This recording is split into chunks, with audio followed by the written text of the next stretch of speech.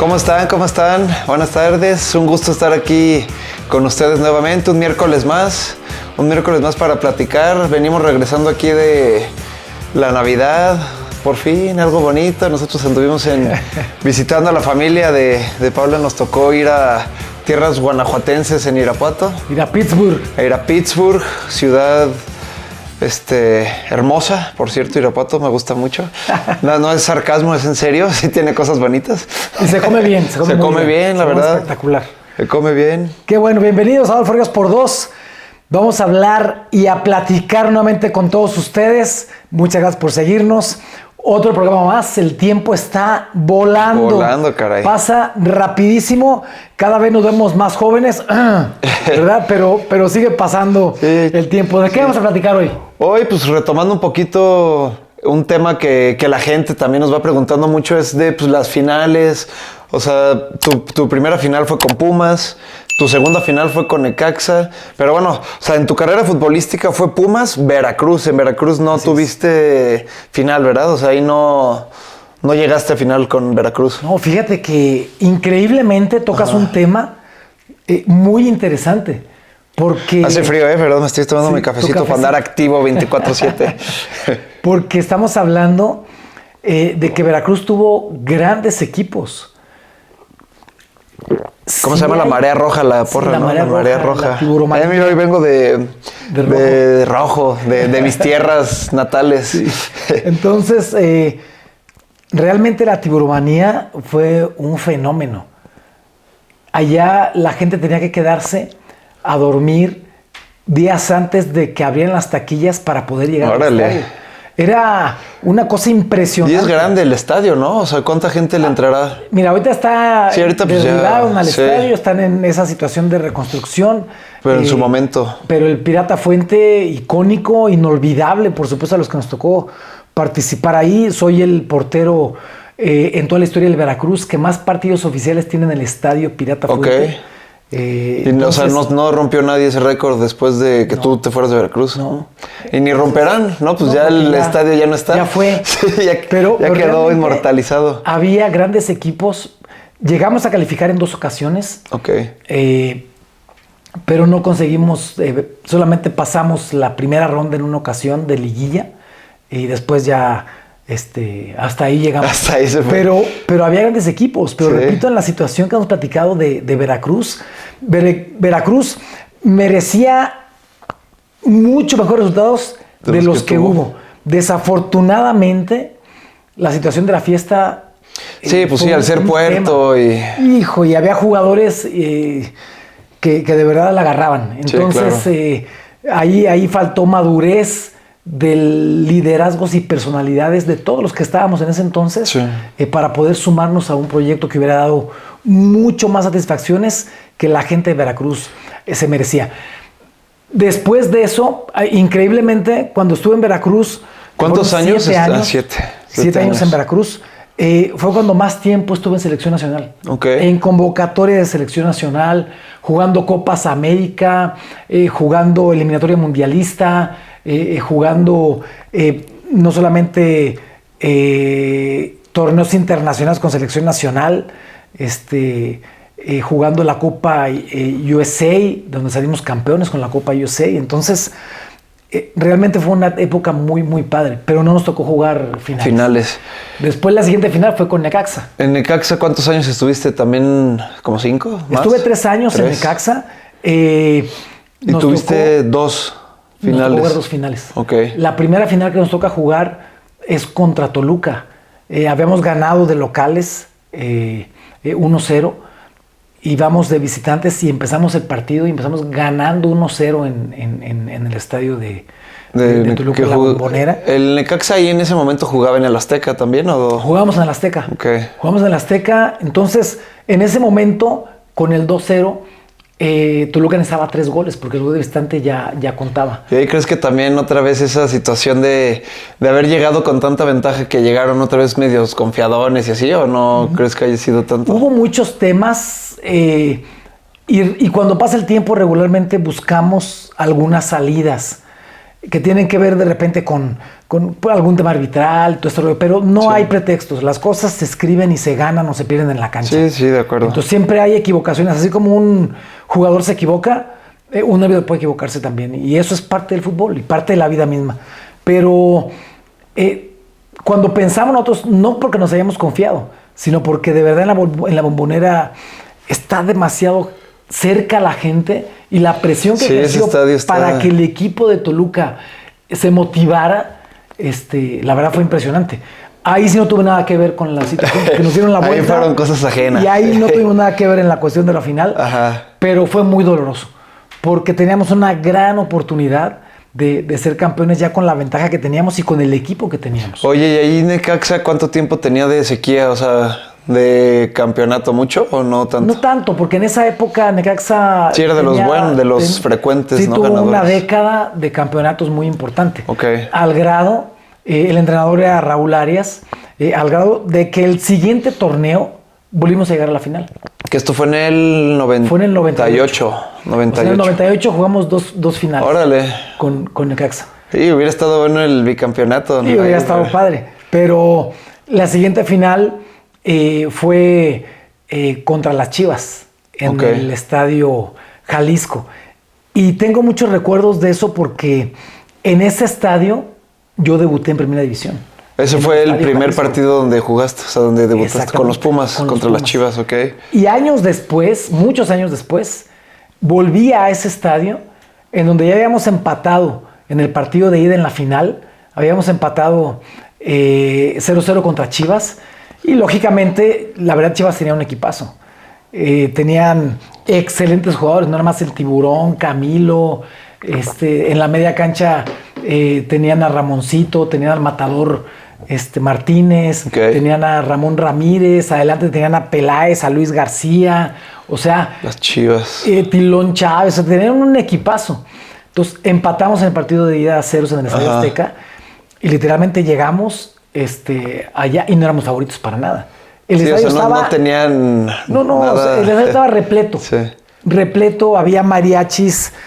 atrás de las dos porterías había mariachis en los dos lados de las... ¿Estaban tocando durante el juego? Sí, claro. Okay. Ya mira, debe estar bueno una final allá en Jalisco. Siento que son buenos para poner ambiente esos y bien, compadres. O sea, estaba el ambiente muy padre, muy sano, muy, muy padre todo. Y lógicamente, nosotros para ser campeones tenemos que ganar.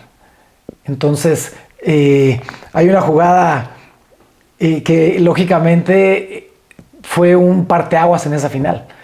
Y es porque... Es del atajadón que te echas, ¿no? ¿Dónde eso penal. Fue? El penal. Sí, el penal. Entonces, viene un penalti. Fue penal clarísimo, por supuesto. Quien comete el penal es Marcus López. Que Marcus López... Buen Marcus.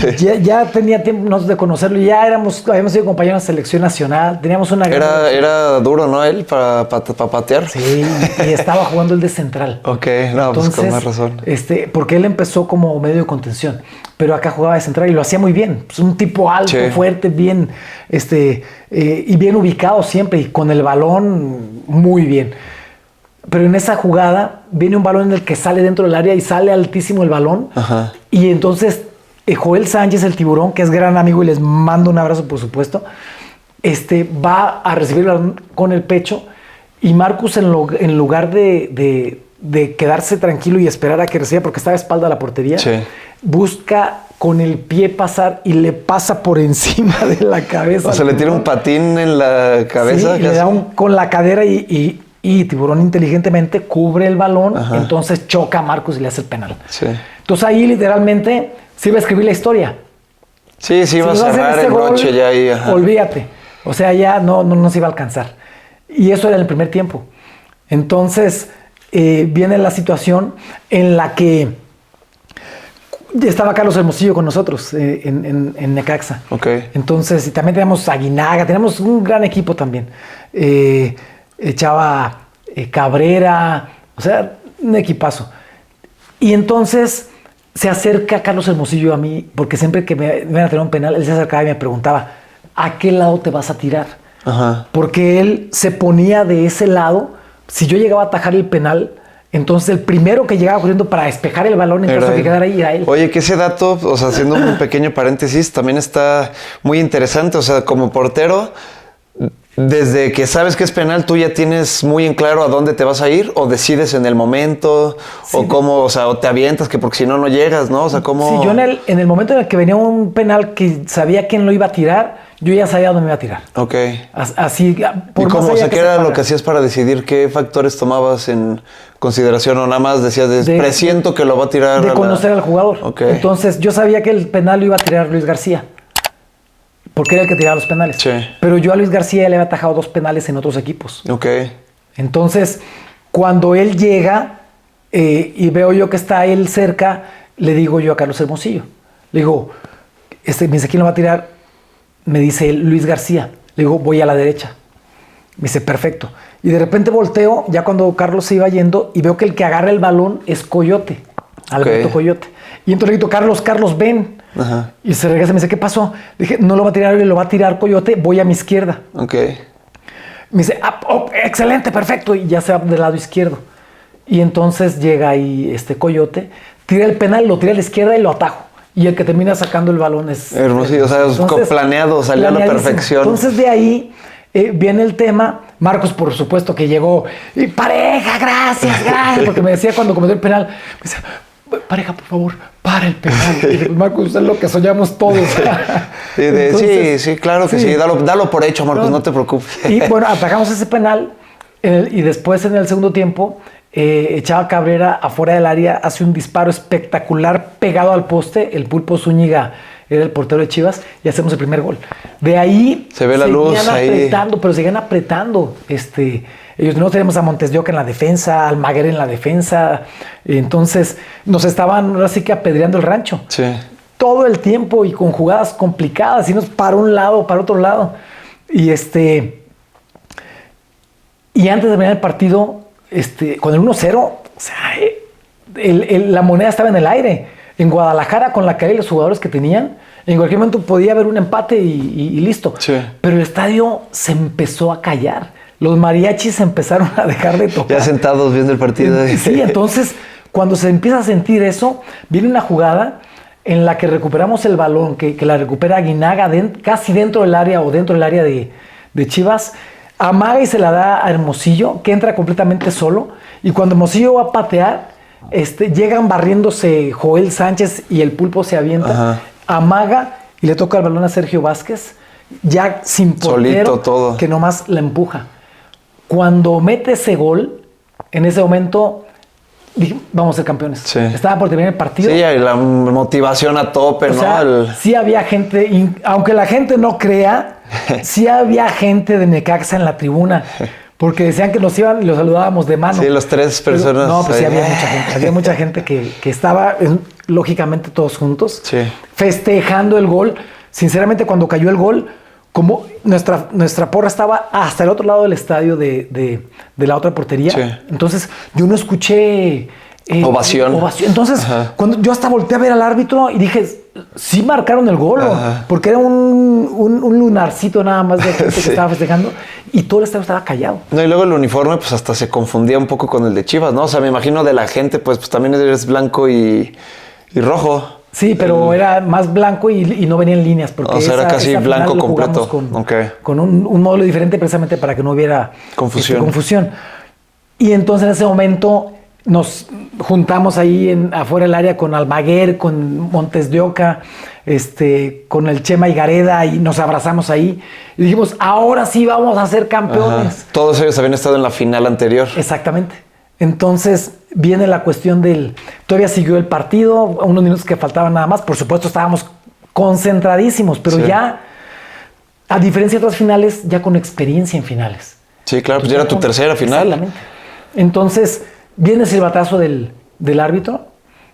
No. O sea, sí fue una cosa espectacular, una cosa irreal también en el sentido emocional, porque nos abrazamos todos. Sí.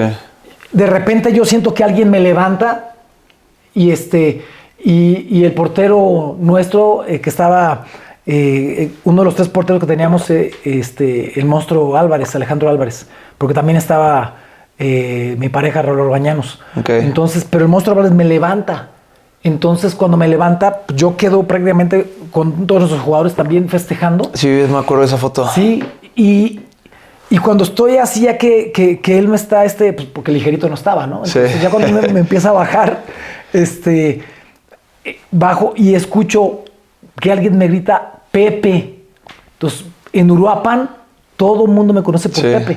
Pepe Ríos. Entonces, cuando escucho Pepe, yo dije, este es de Uruapan. Sí. Entonces, yo volteo y era don Horacio Troche, que fue mi entrenador en Uruapan. Okay. Porque él estaba trabajando en medios de comunicación en Guadalajara. Entonces, por eso estaba en la cancha. Traía su audífono y su micrófono. Porque o sea, era como cronista. Okay. Exactamente.